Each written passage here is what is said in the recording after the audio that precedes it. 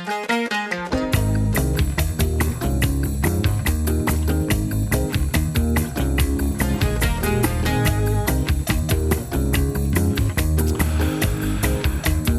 right, 5 minutes after 11 o'clock. Nice looking Wednesday. Do you know what I have in my car, Robin?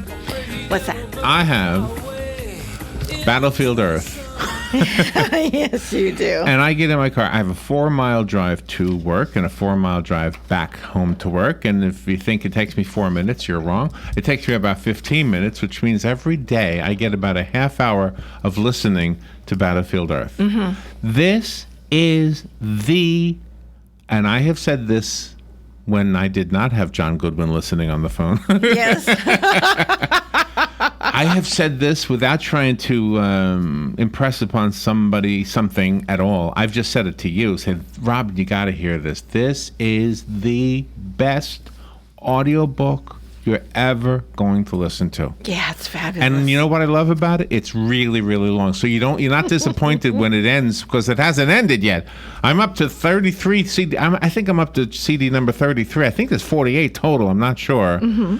But this is so well done. I have so many things. John Goodwin has been with us before, and but I don't think I was listening to it last time I spoke to him. But I've been listening to it for a couple months now, I think. Yes, you have. John is the president and publisher of Galaxy Press. He's an author in his own right. Battlefield Earth, if you didn't know, is written by L. Ron Hubbard. But John is an author also. John is a member of the Dubai Press Club. He's a Science Fiction Writers of America member, I guess you would say. The Explorers Club, Mystery Writers of America, goes on and on. My favorite thing, the president of the Hollywood Christmas Parade. Just because I love how Christmas and celebrities come together. And he's on the air to talk to us about Battlefield Earth. So, gosh, I this is like meeting the Beatles, even though I knew John already. Good morning, John. Good to hear from you. Well, that's quite an introduction. Good morning to you, Larry. And Robin. Good morning. This is so amazing. And did you get some awards? Robin said you got some. What are they called? Audios? Yes, it's called Audio Award. That's the top award given in the audio publishing industry for, in our instance, is for excellence in marketing, which is obviously we've told you about from when we started the crash from the Hollywood Boulevard with the spaceship. Right. We shut it down. Right. Yeah. And oh from yeah. then on, so. Yeah, and the last time we talked, I think you told us about the Scottish bagpipers, and I had no clue why they would be there. But now I know. But I've been listening. Yeah. I've been listening, and I love all these guys. I love the Scottish things and the bagpipes. Oh my gosh, there's a couple times it gives you chills when you're listening to it. It's just so. Oh my gosh, it's just such a well done piece. Yeah, and little Biddy McLeod. You've already been through all of him, right? Biddy McLeod. Let me see. Oh, he's the one. Oh, should I say he dies? He dies. Right? Yeah, he dies. He's dead. You know who I'm not sure? He's the one with the locket, Nancy right? Cartwright. He's the one that's played by Nancy Cartwright. Oh, is that right? Oh, I didn't know that. See, yeah. I keep meaning to look at the credits, but yeah, Biddy dies, right? Yeah, Biddy. He's the one with the locket, right? He becomes a hero. Yes, he becomes a folklore. Yes, it's just such an involved story. Do you know what? Do you know what's amazing about the story itself? Is that it feels like the first part up until maybe when Turl gets sent back to Cyclo? When Turl okay, that's like one story. But then the battlefield is almost like a metaphor in many ways. The first part is almost like a real battlefield, you know? The second part is it's a battle of the minds, it's a battle of the wits, it's a battle of politics. It's a battle of religious, things, different things. All of it, yeah. Yeah, I'm going to be disappointed when it's over, but it's going to be a while. I'm up to 33 right now. Yeah, so you got 11 more to go. Oh my gosh! How long did it take you guys to do this? It took the recording part of it was I think a good solid 6 months. We had 76 actors, and then once you're done with it, you put it together and you have a few little pickups that you have to do them because the sound volume and the quality doesn't match. Because that's one of the hardest parts of this audiobook wasn't the fact that it was so many words.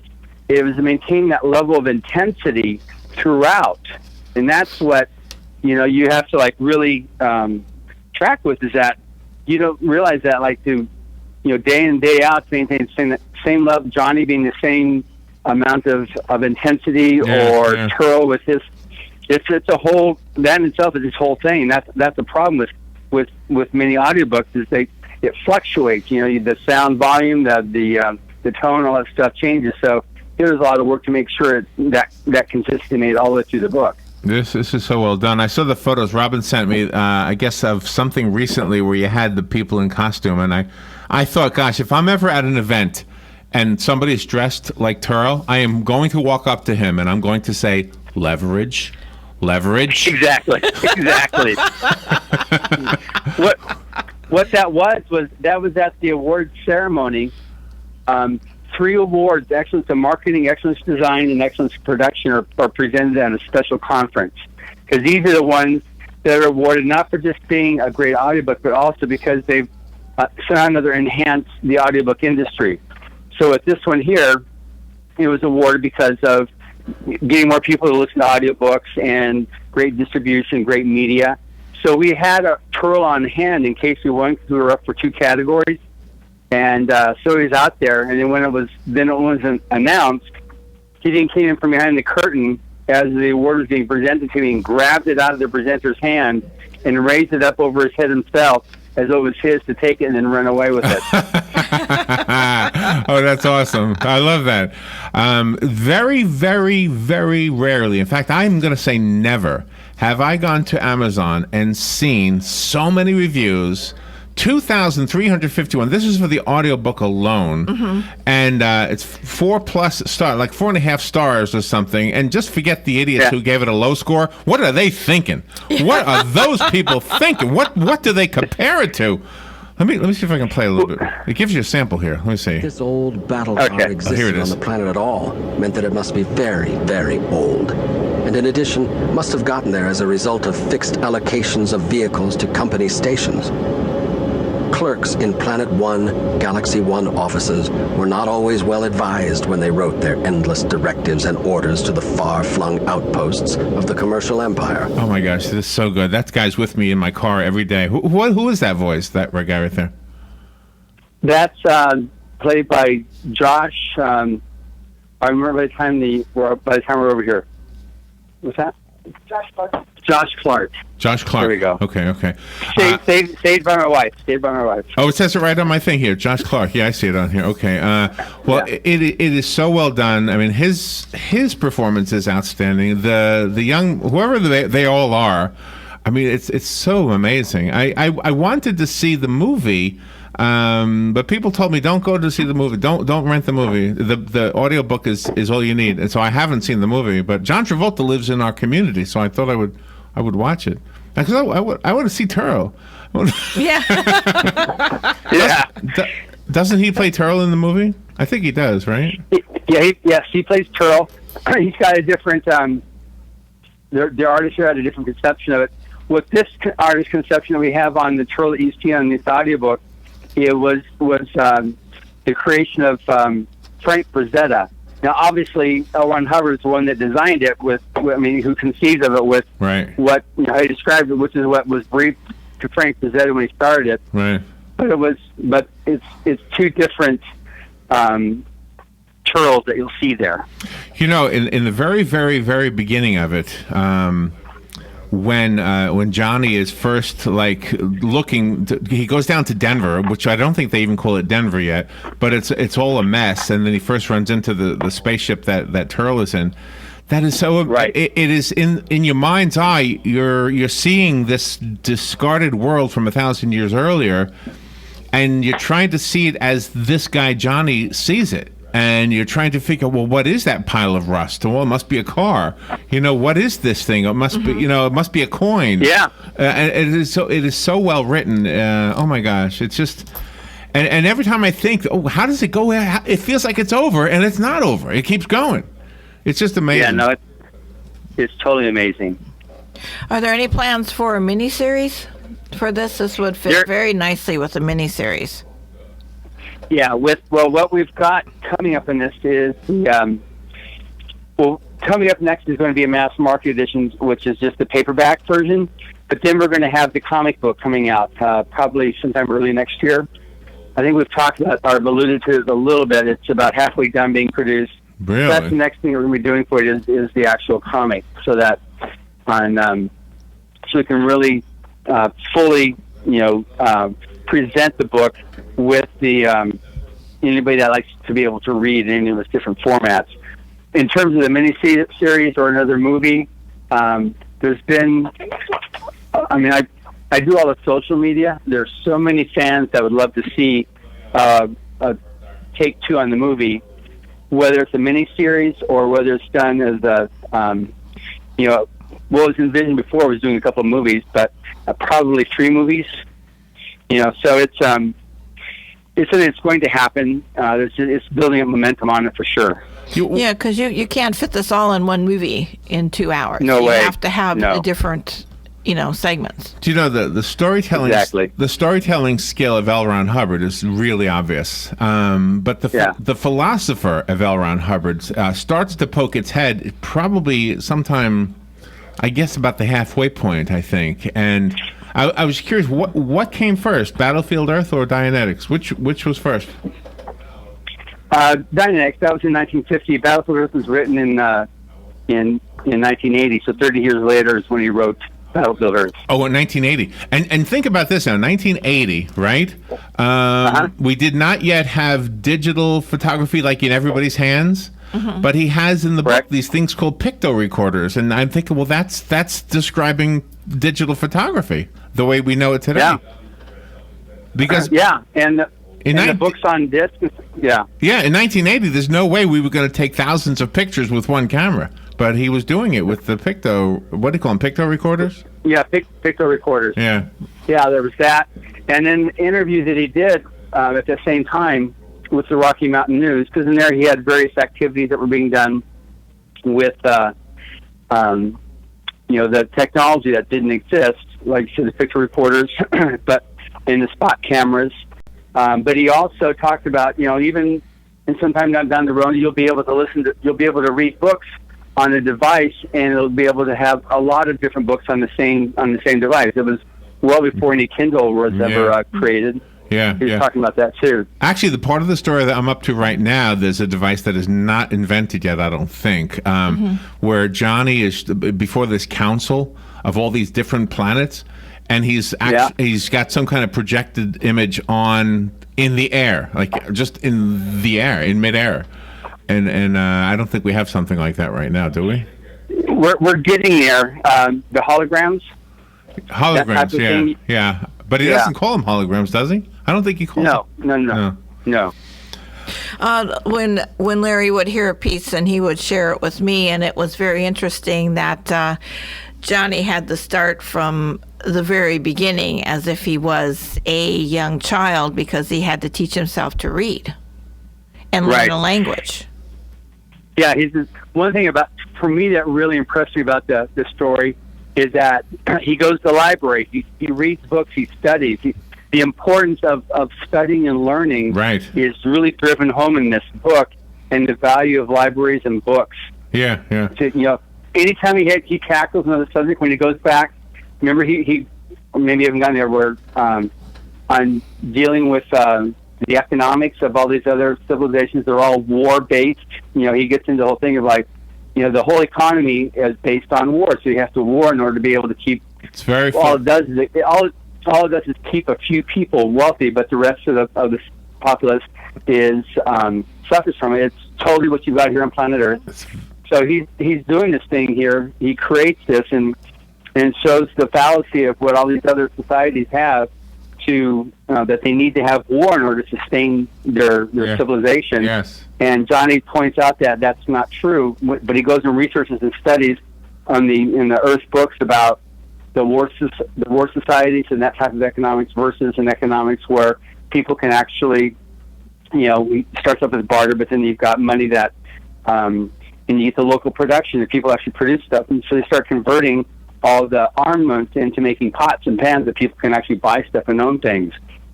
Yeah. And it's amazing how he starts putting some things into play there that will help people, to survive.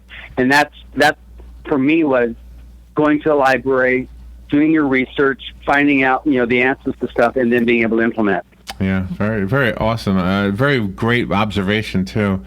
By the way, if I ever show up for one of these events and I see the guy playing Johnny, I'm going to say, "Hey, rat brain! Hey, rat brain! Hey, animal! Hey, animal!" Exactly. Hopefully, the actor knows the story and he doesn't think I'm being offensive. I really find totally it. I really find it very intriguing about the different cultures. How when Johnny is first introduced to the Scots, that he was able to win them over. Yeah, that was a good part too. Yeah, I forgot this. I forgot so much of it. I have to listen to it again. Yeah, I forgot about that part. Yeah, no, it's. Do you know what I wanted to ask you? I wanted to ask you this. I knew you were coming on, and I just remembered a question I had for you. L. Ron Hubbard was also a composer, right? Yeah. Okay. Now I knew this. I know this because another radio station I worked at had some of his LPs, some of his albums. Okay. Yeah. Yeah. Was the music later on, about kind of where I am right now at the 33:30 mark? He finds some music on records, I think, and it sounds very symphonic. Is that L. Ron Hubbard's compositions? No, he described what the music was. He didn't compose that. In another half year, when I'm on your show again, with having released Mission Earth, you'll be hearing some music there that he composed. Because he composed a lot of music that's going to be in Mission Earth. Oh, okay. I don't know how he did everything he did. Wow. Are the people that are pictured in the photographs, like for the character of Chrissy and the character of Johnny Goodboy, are they also the actors that play the two parts? Yeah. Yes. Oh, okay. Because sometimes when people are cast, which pictures are you looking at here? I'm sorry, because we've done a lot of different events. The sexy one of her and of Chrissy and Johnny Goodboy standing together posing. Oh, this is in other events? Yeah. And those were. Yeah, no, those were hired actors to do that one there. That wasn't the voice talent on that one there. Oh, okay. Because sometimes when you hire people for voices, they don't look the same in real person. Yeah, as I don't you look think like they that sound at all. No, when I Go ahead. You there? Yeah. I'm here. I'm staying clear of that one. All right. The audio book is what we're talking about of Battlefield Earth. It is awesome. It got some awards, and it definitely deserves some awards. The more you listen to it, the more you stop and you say to yourself, "Holy mackerel! I forgot that I was listening." You think you're watching a movie, and thank God there's no screen. Otherwise, I would have crashed. Because it's. I mean, you really see these things in your mind. When you put something like this together, this whole production, do you have auditions for all of the parts, or do you sort of know in your mind who would be good for what part? It's a little bit of both. You have people with certain types of voices, so like getting the Scots people, so having a Scotsman there to do that part, or having like Nancy specializes in 10-year-old boys because of Bart Simpson. Right. So with her, it became she really wanted to be part of it, because you also have a lot of talent who, having heard about this project, wanted to be in it. They wanted to do it too. Uh-huh. So that's one thing that happened, where they say, "Hey, look, I want to be in this. So what can I do?" Was a common theme of getting various talents to participate. But the whole thing of this audiobook that makes it a bit special is that you've got all these 150,000 sound effects. And it's a fact that if you have the exact right sound, like you associate certain things with the sound that it makes. Like if you hear a gunshot, if it's just a pow, then it could be, if you know guns, okay, it's this gun. But if you've got a 30-06, you've got a shotgun, or you've got an M16, if you use the sound of that particular rifle or gun, you'll know it if you know guns. And so that's what we did, is everything that was an earth sound on there was the exact thing, so that in your mind's eye, you can associate that sound with that thing. So it makes it easy for you to conceptualize what it is you're looking at. Yeah. All the alien things were the synthesized. They are a little bit computerized, so they sound off-worldly. So that helped to distinguish what you're listening to as well. Whoever played Brown Limper, the Brown Limper was like Johnny's like arch rival in the human world, right? Oh my gosh! Yeah. Oh gosh! They say a good actor is somebody who can make you hate him or her. Mm-hmm. Oh, you hate this guy, don't you? You're happy. Yeah. No, You're happy when he gets blown away. Yeah. Yeah. Yeah. No, he's an actor. He was one of those guys that was a very famous child actor that he loved to act and loves to act, and he's just really good at playing that. He's like a really good bad guy. I wonder if the actors are surprised at how well received an audiobook is. Maybe they never even considered this to be one of the things that should be in their resume, you know? Yeah, it's when we started, it was like, okay, it was just another project, and it's okay. Look at it. This is really good. This is really important to go. Yeah. Okay, good. And then when we released it last summer, so we had a release party. And so, we had to talk. Some people had to talk into coming to it. They all had a great time. They said, "Look at we won our first award, which was an earphone award, which is given by Audiophile magazine. So that was really good. So a lot of people came there really excited about it. And then we started doing more and more media around it. And then it was up for a Grammy. We didn't get a Grammy. We were up for one. And they're like, "Wow, this is pretty cool." And then we were up for a couple different Audies.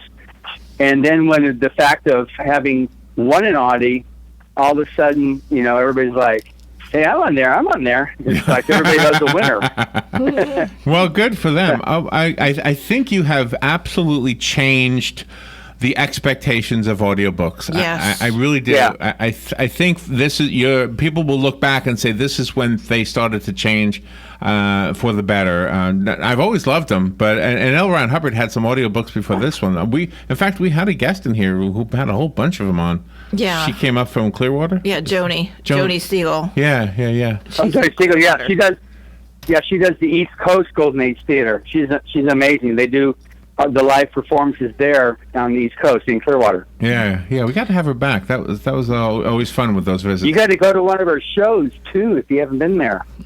Yeah, she's absolutely fabulous. Yeah, we gotta find it on the website. Mm-hmm. All right, let's make sure people know how to get the audiobook, get the book. Yeah. By the way, the two work together well. By the way, here's what I do: I listen to it and I think, wait a minute, what happened? Instead of going back in the CDs, I just go back in the book and find it something like if I forgot about something or if something didn't quite settle with me.